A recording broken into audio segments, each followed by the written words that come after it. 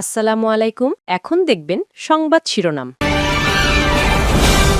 মার্কিন ডেল্টা ফোর্সের নজিরবিহীন অভিযানে ভেনেজুয়েলা থেকে প্রেসিডেন্ট মাদুরোকে তুলে নিল যুক্তরাষ্ট্র। ফৌজদারি আদালত হবে বিচার।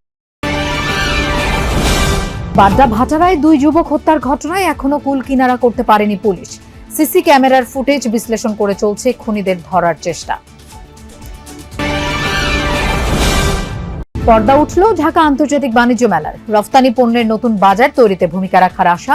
পেপার ও প্যাকেজিং শিল্পকে বর্ষপণ্য ঘোষণা। সিসিআই এর নির্দেশনার পর মোস্তাফিজকে দল থেকে বাদ দিল কলকাতা নাইট রাইডার্স। কট্টর হিন্দুত্ববাদী সংগঠনের বিরোধিতার মুখে এলো এই সিদ্ধান্ত। এতক্ষণ দেখছিলেন সংবাদ শিরোনাম, এখন দেখবেন বিস্তারিত। ভেনেজুয়েলায় স্পেশাল ফোর্সের অভিযান চালিয়ে তুলে নিয়ে যাওয়া হয়েছে দেশটির প্রেসিডেন্ট নিকোলাস মাদুরো ও তার স্ত্রীকে। অভিযানের সময় রাজধানী কারাকাসের বিভিন্ন স্থানে অন্তত 7 দফায় ক্ষেপণাস্ত্র এবং রকেট হামলা চালানো হয়। মার্কিন প্রেসিডেন্ট ডোনাল্ড ট্রাম্প মাদুরো এবং তার স্ত্রীর আটকের বিষয়টি নিশ্চিত করেন। অজ্ঞাত স্থানে যুক্তরাষ্ট্রের হেফাজতে রয়েছেন তারা। শিগগিরই তাদের যুক্তরাষ্ট্রে ফৌজদারি আদালতে বিচারের মুখোমুখি করা হবে বলেও জানানো হয়েছে। যুক্তরাষ্ট্রের আগ্রাসনের তীব্র প্রতিক্রিয়া জানিয়ে প্রতিরোধের ঘোষণা দিয়েছে কারাকাস। স্থানীয় সময় রাত 2টার দিকে হঠাৎই একের পর এক বিস্ফোরণে কেঁপে ওঠে কারাকাস। কিছু বুঝে ওঠার আগেই ভেনেজুয়েলার রাজধানীর আকাশে দেখা যায় বিভিন্ন ধরনের সামরিক হেলিকপ্টার। এসব সামরিক হেলিকপ্টারে ছিলেন ডেল্টা ফোর্সের সদস্যরা। মার্কিন এই বিশেষ বাহিনীর অভিযানে অংশ নেয় কোবরা, অ্যাপাচি, চিনুক সহ বিভিন্ন ধরনের হেলিকপ্টার। রাজধানী সহ দেশটির মিরান্দা, আরাগুয়া, লা গুয়ারা সহ বেশ কিছু গুরুত্বপূর্ণ এলাকায় চালানো হয় অভিযান। বিভিন্ন পাল্লার ক্ষেপণাস্ত্র এবং রকেট দিয়ে চালানো হয় হামলা। তবে দেশটির দক্ষিণের 2টি প্রধান ও কৌশলগতভাবে গুরুত্বপূর্ণ সামরিক ঘাঁটি ফুয়ের্তে টিউনা এবং লা কার্লোতা ছিল এই অভিযানের প্রধান টার্গেট। হামলার ফলে বিদ্যুৎ বিচ্ছিন্ন হয়ে পড়ে ঘাঁটি দুটির আশেপাশের এলাকা। আতঙ্ক ছড়িয়ে পড়ে বাসিন্দাদের মাঝে। অভিযানকে ঘিরে বিশ্বজুড়ে যখন শুরু হয় তোলপাড়, তখন আসে মার্কিন প্রেসিডেন্ট ডোনাল্ড ট্রাম্পের ঘোষণা। জানান, ভেনেজুয়েলায় সামরিক অভিযান চালিয়েছে মার্কিন বাহিনী। আটকের পর দেশের বাইরে নিয়ে যাওয়া হয়েছে প্রেসিডেন্ট মাদুরো এবং তার স্ত্রীকে। ভেনেজুয়েলার বিরুদ্ধে বড় আকারের হামলা চালানো হয়েছে। এই হামলার পর দেশটির প্রেসিডেন্ট নিকোলাস মাদুরো ও তার স্ত্রীকে আটক করা হয়েছে। ভেনেজুয়েলার প্রেসিডেন্ট নিকোলাস মাদুরো এবং তার স্ত্রী বর্তমানে যুক্তরাষ্ট্রের হেফাজতে রয়েছেন। শিগগিরই তারা দেশটিতে ফৌজদারি অভিযোগে বিচারের মুখোমুখি হবেন বলেও জানানো হয়। এদিকে যুক্তরাষ্ট্রের বিরুদ্ধে লড়াই চালিয়ে যাওয়ার ঘোষণা দিয়েছে ভেনেজুয়েলা। নিজ ভূখণ্ডে যুক্তরাষ্ট্রের আগ্রাসনকে অবৈধ আখ্যা দেওয়া হয়েছে। প্রেসিডেন্ট মাদুরোর জীবিত থাকার তথ্য প্রমাণও চেয়েছে কারাকাস। রাজধানীর বাড্ডা ও ভাটারা এলাকায় নৃশংসভাবে 2 যুবককে হত্যার 5 দিন পরও রহস্যের কুল কিনারা করতে পারেনি পুলিশ। মঙ্গলবার নাজমুল হক নিয়াজ নামের এক যুবকের গলাকাটা মরদেহ নিজ বাসা থেকে উদ্ধার করা হয়। পরের দিন এক আইনজীবীকে পিটিয়ে হত্যা করে দুর্বৃত্তরা। সিসি ক্যামেরার ফুটেজে সন্দেহজনকদের দেখা গেলেও এখনো কাউকে আটক করতে পারেনি পুলিশ। সিসি ক্যামেরার ফুটেজে দেখা যাচ্ছে টিভি মনিটর হাতে নিয়ে হেঁটে যাচ্ছেন এক ব্যক্তি, সাথেই সবুজ রঙের জ্যাকেট পরা আরেকজন। মূলত নিয়াজকে হত্যার পর বাসার টিভি খুলে নিয়ে এভাবেই বের হয়ে যায় খুনিরা। বাড্ডায় একটি বেসরকারি প্রতিষ্ঠানে অ্যাকাউন্টস ম্যানেজার পদে কর্মরত ছিলেন নাজমুল হক নিয়াজ। পুরাতন থানা রোডের এই বাসায় ভাড়া থাকতেন স্ত্রীকে নিয়েই। 1 সপ্তাহ আগে তার স্ত্রী বাবার বাড়িতে গেলে মঙ্গলবার অফিস শেষে সহকর্মী রাহুলকে নিয়ে বাসায় যান নিয়াজ। কিছুক্ষণ পর সে সহকর্মী বেরিয়ে গেলে কে বা কারা প্রবেশ করে তার বাসায়। সেদিন রাতেই নিয়াজের গলা কাটা মরদেহ উদ্ধার করে পুলিশ।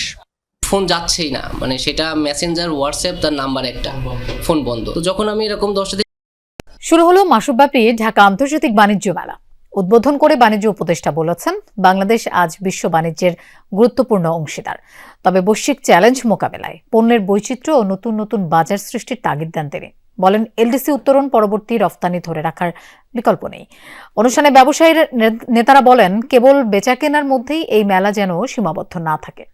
বাণিজ্য মেলা শুধু পণ্যের প্রদর্শনী নয়, বরং দেশের ব্যবসার ক্ষেত্রে নতুন উদ্যোগ, উদ্ভাবন আর ব্যবসায়িক উন্নয়নের প্রতিফলনও। তাই মেলার 30তম আয়োজন দেশের ব্যবসা বাণিজ্যের জন্য একটি মাইলফলকও। বাণিজ্য মন্ত্রণালয় এবং ইপিবির যৌথ উদ্যোগে পূর্বাচলে আয়োজিত ঢাকা আন্তর্জাতিক বাণিজ্য মেলার পর্দা উঠেছে। এবার বিভিন্ন ক্যাটাগরির 324টি প্যাভিলিয়ন ও স্টল রয়েছে।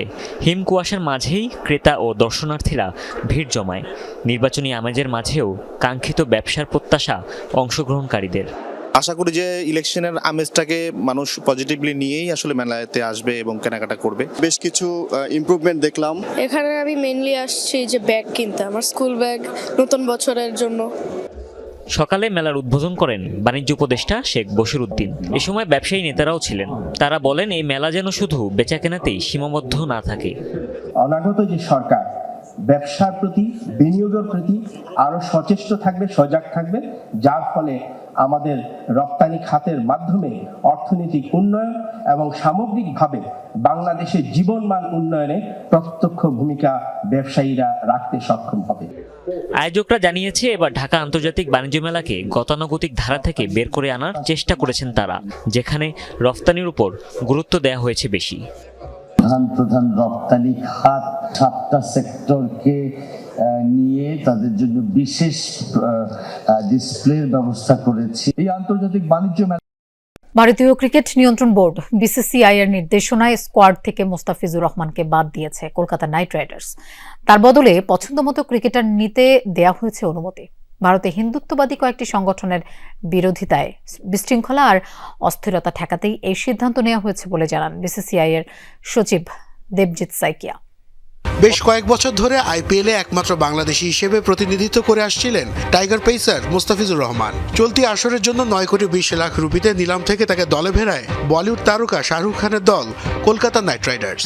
নিলামে সর্বোচ্চ দামে বিক্রি হওয়া বাংলাদেশি ক্রিকেটার হিসেবে রেকর্ড গড়েন এই কাটার মাস্টার। তবে মুদ্রার উল্টোপিঠও দেখতে বেশি সময় লাগেনি মোস্তাফিজের। বেশ কয়েকদিন ধরেই বাংলাদেশি ক্রিকেটারদের নিষিদ্ধের দাবি জানিয়ে আন্দোলন করে আসছিল কট্টর হিন্দুত্ববাদী কয়েকটি সংগঠন।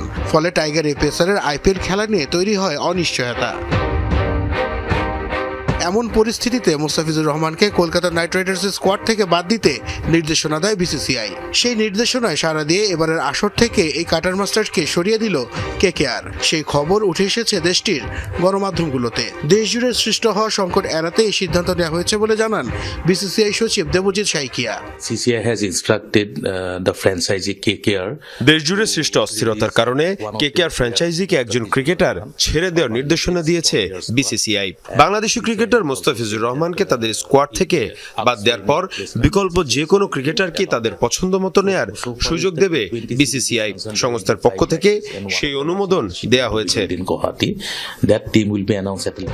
অবশ্য মোস্তাফিজের আইপিএল এর খেলার বিষয়ে কয়েকদিন আগেও সম্পূর্ণ বিপরীত অবস্থানে ছিল বিসিসিআই। কূটনৈতিক সম্পর্কের প্রভাব মাঠে পড়বে না বলে আশ্বস্তও করা হয়। তবে রাজনৈতিক বৈরিতার আগুনে পুড়ে ছাই হলো ফিজের প্রথমবারের মতো কলকাতার জার্সিতে মাঠে নামার সুযোগ।